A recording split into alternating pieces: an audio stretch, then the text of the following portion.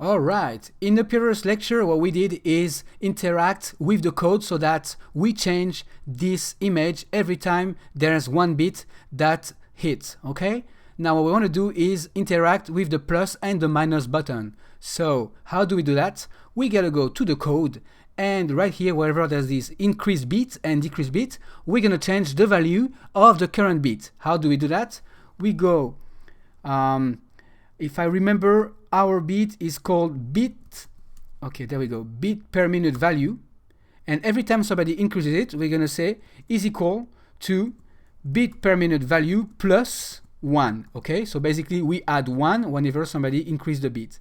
And we're gonna do the same thing, but this time when we decrease, we remove 1, okay? Minus 1. So the bit per minute value is equal to itself minus 1, and here it's equal to itself plus 1.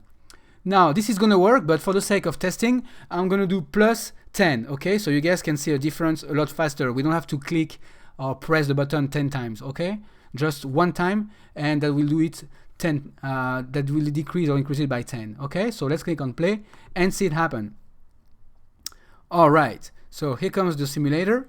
And as you can see, this is 132. So if I click here, the image will change, will rotate a lot slower. So let's go. I'm gonna do it, and as you can see, the value changes. Isn't that great, right? So far so good. It's working. I'm gonna go to a very slow BPM, probably 50-ish. There you go. As you can see, the image changes, but a lot slower. All right. So it's working perfectly. Now let's take a look at the plus button. Okay. I'm gonna click on plus many times and see what's gonna happen. Okay. So I'm bringing the BPM to let's say about 200 and see what's gonna happen. All right. You guys can see the difference. It's switching a lot faster. Alright, so at this point we're pretty much done. What we can do is actually add a sound. We're not going to do it in this lecture, but maybe in other lectures we will do that. We can also work with the interface and make it a lot nicer. Instead of having this blue and white color, we can have a heartbeat, or we can have a volume just like a beatbox or a boombox. It's really up to you. We just have to change the images. There's a lot of little things here and there that can be done. We can work also on the glance view and work on the notification view.